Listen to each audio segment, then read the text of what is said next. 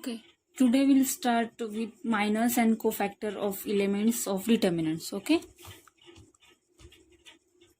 so minors and cofactors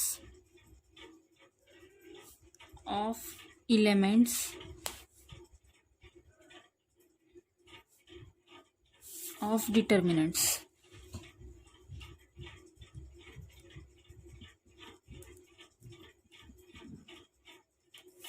ठीक आहे. सुरुवातीला रिकॉल करूया 3x3 डिटर्मिनंटची अरेंजमेंट. ठीक आहे.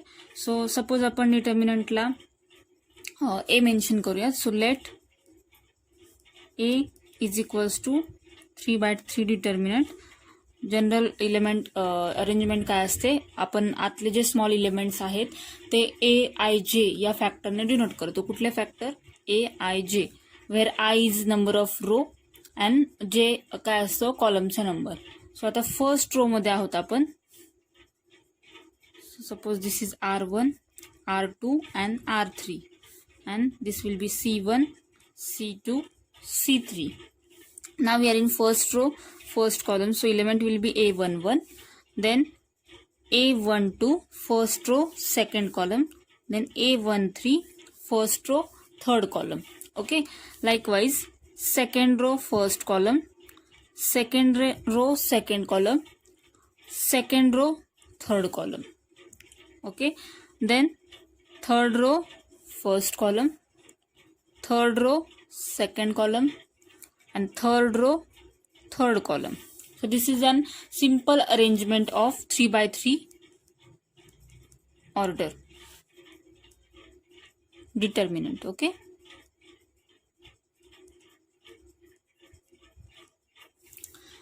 Now, what is mean by minors and what is mean by cofactors हे आपण आता पाहणार. सुरुवातीला आपण मायनर्स बद्दल स्टडी करूयात की नेमकं मायनर्स म्हणजे काय. ओके.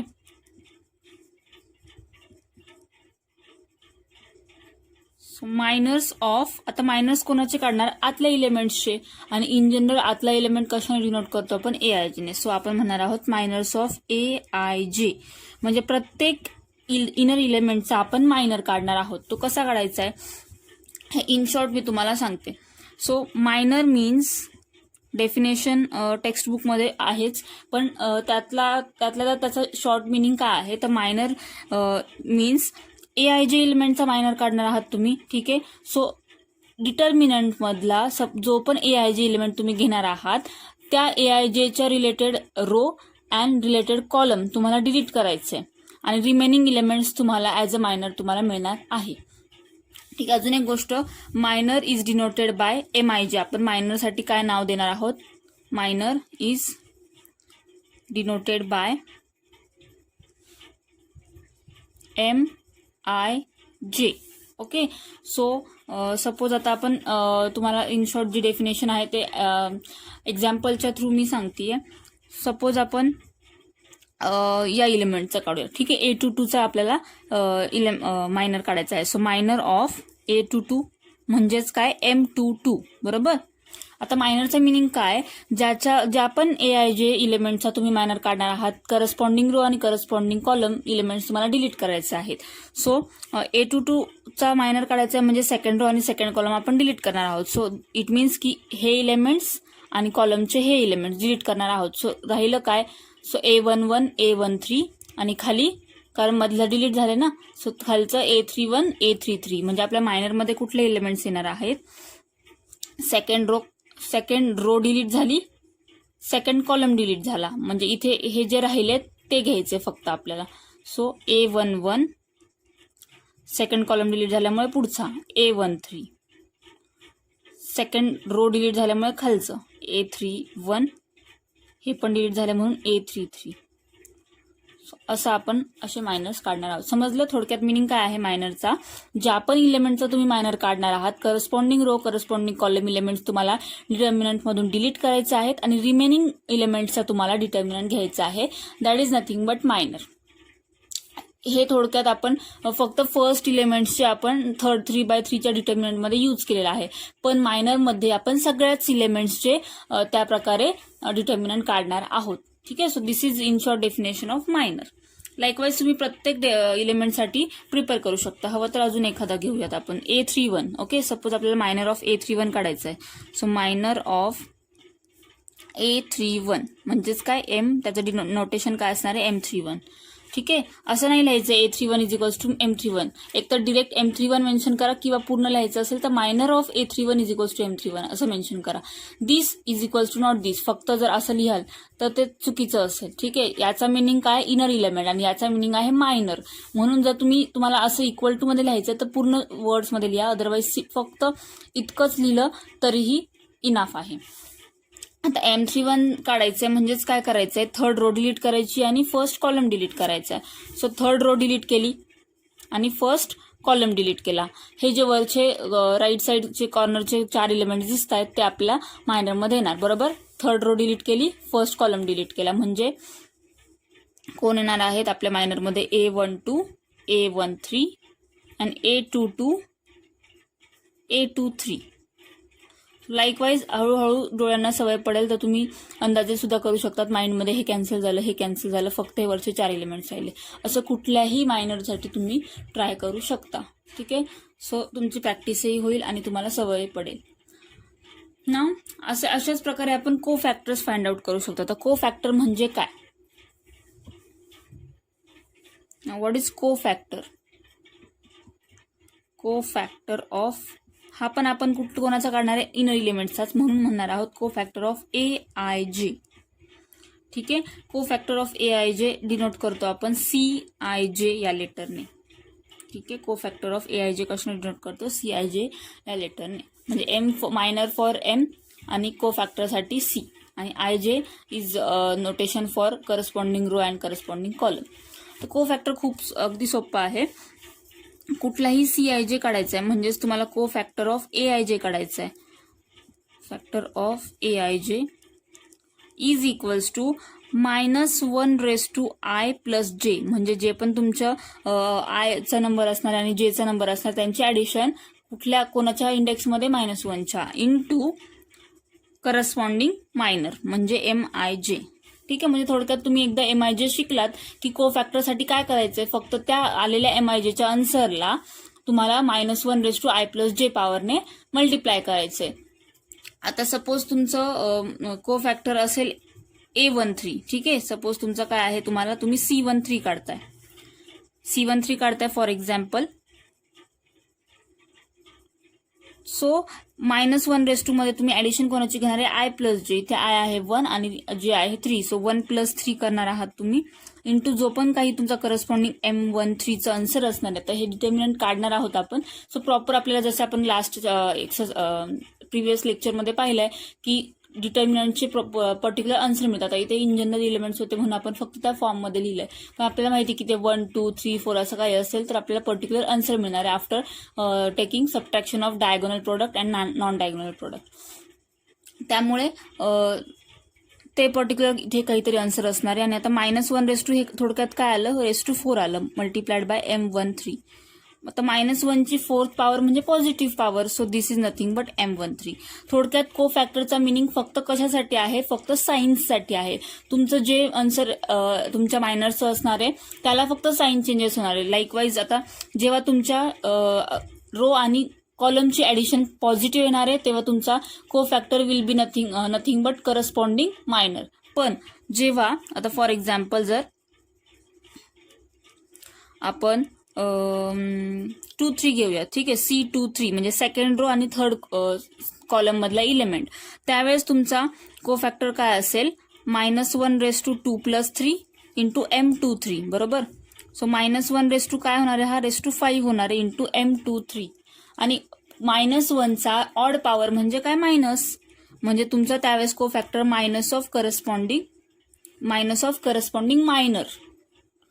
करेक्ट. म्हणजे को फॅक्टरचं थोडक्यात आपलं काम कशाचं असतं, फक्त साईन्स देण्याचं काम. प्लस साईन आहे की मायनस साईन आहे, आणि मेन आन्सर तुमचं असणार आहे मायनरचं. त्यालाच तुम्ही मायनस साईन देणार आयदर किंवा प्लस साईन देणार. इथे प्लस साईन येईल कारण ऍडिशन पॉझिटिव्ह येते, इथे मायनस साईन येईल कारण ऍडिशन निगेटिव्ह येते. So this is nothing but cofactor. ठीक आहे. Minor is nothing but to find out minor you have तुम्हाला काय करायचंय, करस्पॉन्डिंग रो आणि करस्पॉन्डिंग कॉलम इलेमेंट्स डिलीट करायचे ज्याचा तुम्ही मायनर काढताय आणि रिमेनिंग इलेमेंट्स तुम्हाला डिटर्मिनंटमध्ये घ्यायचं आहे. 2x2 इलेमेंट्स तुम्हाला नंतर मिळतील. ठीक आहे, एक कॉलम एक रो डिलीट करताय म्हणजे तुम्हाला 2x2 डिटर्मिनंट मिळणार आहे आणि तो तुमचा असेल त्या इलेमेंटसाठीचा मायनर. आणि कोफॅक्टरला काय करताय, फक्त त्या करस्पॉन्डिंग मायनरला -1/i+j या फॅक्टरने मल्टिप्लाय करताय. ठीक आहे, सो आता आपण ऍक्च्युअल क्वेश्चन्स पाहणार आहोत.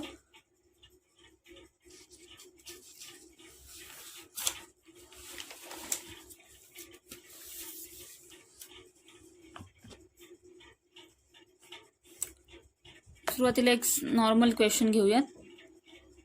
क्वेश्चन असेल find minors and cofactor. Find minors and cofactors of the elements of determinant.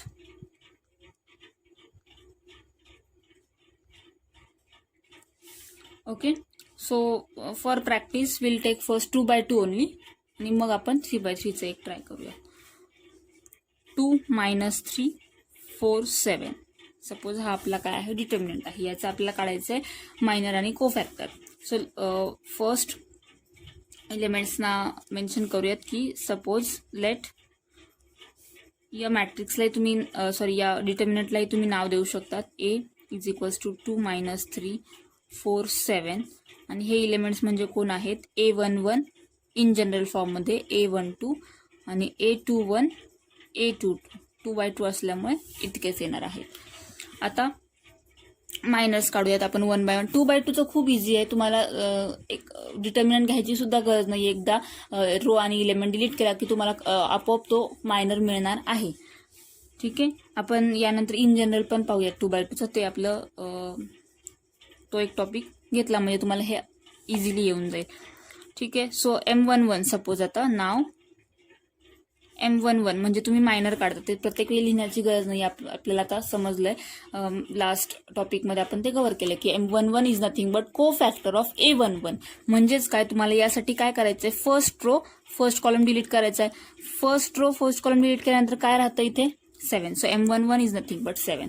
Likewise तुम्ही सगळे काढू शकतात. 2x2 साठी 2x2 मॅट्रिक्ससाठी इझी आहे. सो M12 साठी तुम्ही काय करणार आहे, फर्स्ट रो सेकंड कॉलम कोण राहिलं, 4. देन M21 हे झाले 2. आता M21 second row first column delete करणार आहे, -3 तुम्हाला मायनर मिळणार.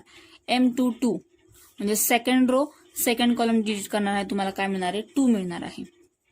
सो 2x2 साठी मायनर्स खूप इझी आहेत, कारण तिथे आपल्याला एकदा कॉलम्स आणि रोज डिलीट केल्यानंतर पुन्हा वेगळा डिटर्मिनंट घेण्याची गरज पडत नाही, कारण ऑलरेडी ते 2x2 असतात. एक कॉलम एक रो डिलीट केला म्हणजे फक्त सिंगल एलिमेंट तुम्हाला राहणार आहे, जो की तुमचा करस्पॉन्डिंग मायनर असेल.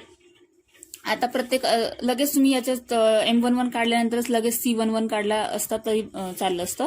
ठीक आहे, हरकत नाही. आपण आता इथे कोफॅक्टर्स काढूयात. नाव C11 कोफॅक्टर ऑफ M11 म्हणजे कोफॅक्टर ऑफ A11.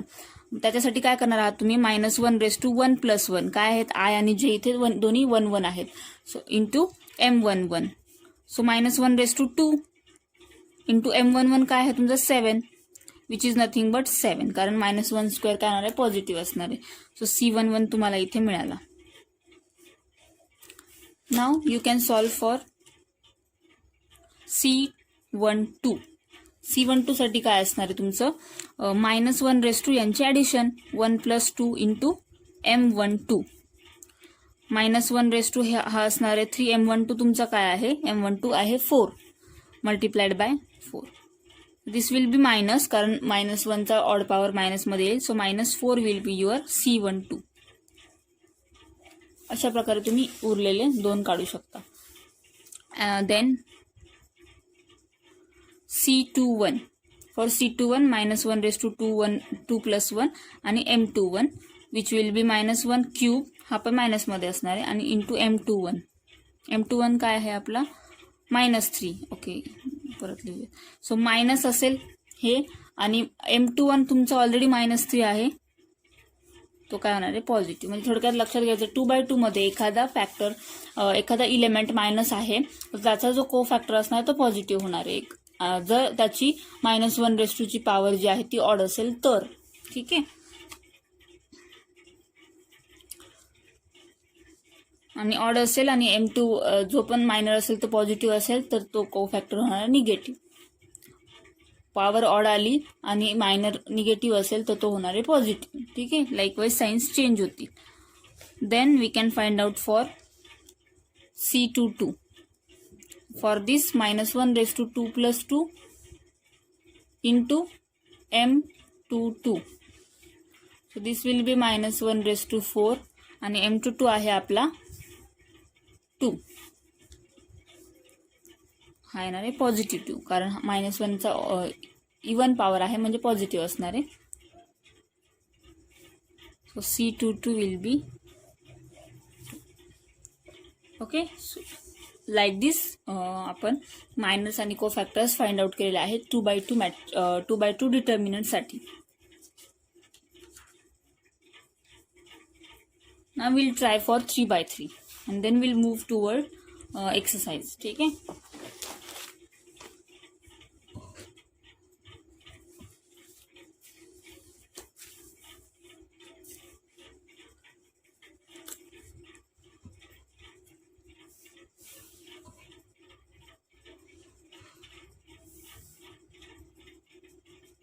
क्वेश्चन सेम आहे. मॅट्रिक्स आपला घेऊयात 1 2 3 -2 0 4 5 -1 3. Determinant.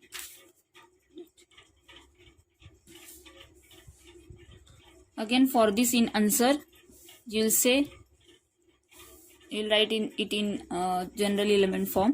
So this will be A11 A12. आता सोपं आहे, सवय झाली. A13 A21 A22 A23 row wise लिहित जायचं म्हणजे पटकन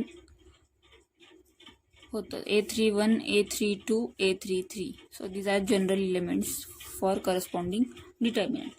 Now we'll find out M11. ठीक है. M11 here M11 is equals to for minors. लक्षात ठेवा -1 j जे असतं ते को फॅक्टर मध्ये असतं. मायनस मध्ये फक्त आपल्याला करस्पॉन्डिंग रो आणि कॉलम डिलीट करून रिमेनिंग डिटर्मिनंट मध्ये लिहायचं आहे. सो आता इथे first row first column delete झाला, फर्स्ट रो गेला, फर्स्ट कॉलम गेला, हे 4 एलिमेंट्स राहिले. बरोबर. So write down them in in determinant form आणि त्यांचं डिटर्मिनंट फाइंड आउट करायचं. सो काय असेल प्रोडक्ट ऑफ डायगोनल म्हणजे 0 × 3 0 minus product of non diagonal. तर 4 × -1 काय झालं -4. काय झालं तुमचं आन्सर -+4. M11 काय मिळालं आपल्याला +4. लगेचच याचं C11 म्हणजे को फॅक्टर सुद्धा काढून घेऊयात. Therefore C11 is equals to -1 × 1 + 1. बरोबर ना. 1 आहेत दोन्ही into M11. So which will be हा काय असणार आहे पॉझिटिव्ह होईल. विच विल बी -1² आणि M11 आहे तुमचा 4. So C11 is nothing but 4. Okay. C11 झालं. लाईकवाईज आपण M12 साठी करूया. तर M12 म्हणजे काय first row second column delete. So first row म्हणजे हे सगळे एलिमेंट्स गायब आणि सेकंड कॉलम म्हणजे हे सगळे एलिमेंट्स गायब. कोण राहिले मग -2 4 लगेच लिहून घेऊयात. -2 4 आणि खाली कोण राहिले 5 3. बरोबर ना.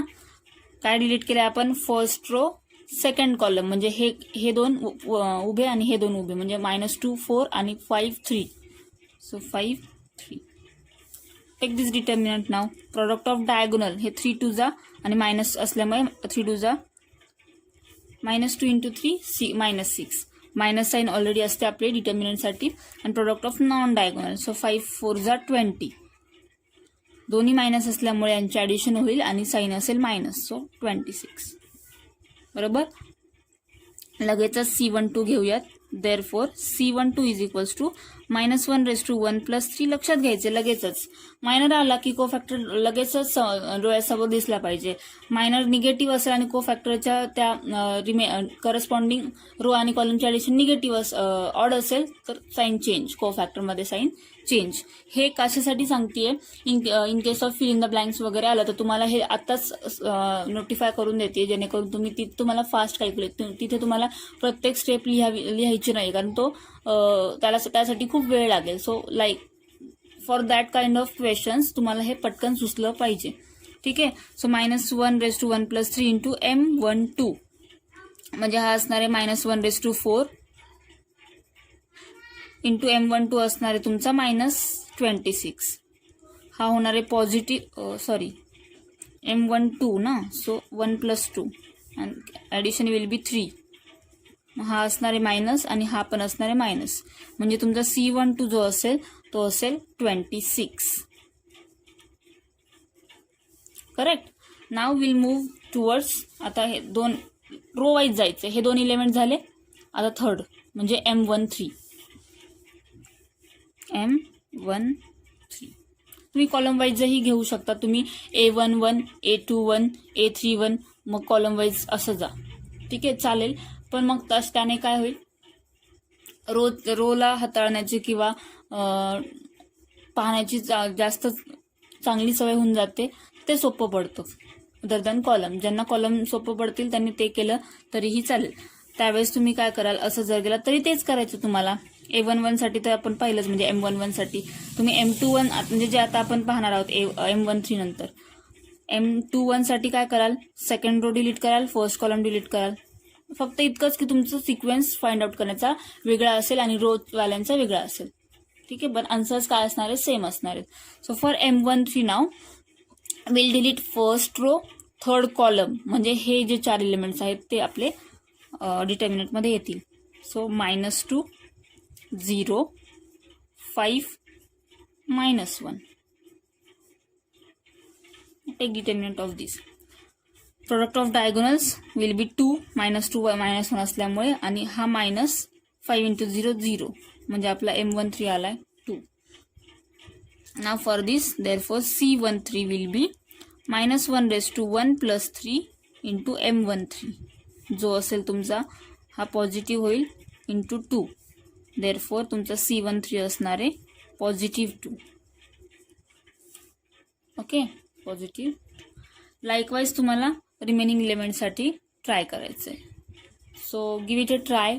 एक्सरसाइजमध्ये तर आपण फुल क्वेश्चन आन्सर्स पाहणार आहोतच, पण हे तुम्ही स्वतः ट्राय करा. आता आपण फर्स्ट रोच्या एलिमेंट्ससाठी पाहिलं. Try first second row elements and third row elements. Second row एलिमेंट्समधल्या याच्यासाठी काय करणार, हा असेल तुमचा A21, बरोबर. म्हणजे सेकंड रो डिलीट करायचं आहे, फर्स्ट कॉलम डिलीट करायचं आहे, हे 2 एलिमेंट्स आणि हे 2 एलिमेंट्स, त्यांचा डिटर्मिनंट घ्या, तो असेल तुमचा मायनर.